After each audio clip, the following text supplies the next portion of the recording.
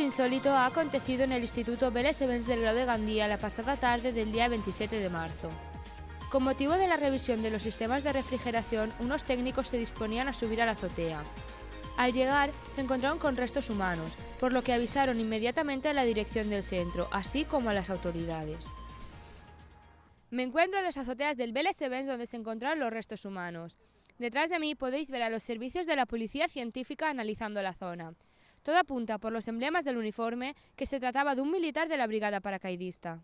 Pues nos encontramos ante un hallazgo muy importante. Después de una primera inspección del cadáver, podemos determinar que es un varón de unos 29 años, perteneciente a una brigada paracaidista de, suponemos, la Guerra Civil. Pero nada, después mandaremos los datos y con los análisis del carbono 14 ya determinaremos exactamente cuál es su edad. Tras llegar la policía al lugar de los hechos, la misma comunica al juzgado de guardia el hallazgo de dicho cadáver, para que se desplace la autoridad judicial al lugar de los hechos, y así procederá al levantamiento de cadáver y a su posterior autopsia. Vam veure que era un esquelet no identificat i degut a la sorpresa que va crear aquest fet van tindre que cridar a la Guàrdia Civil per a que prenguera actuació sobre aquest cas i poguera fer l'averiguació que passava ahí. Los alumnos del centro se encuentran inmersos en un mar de dudas. Estamos asustados, normal.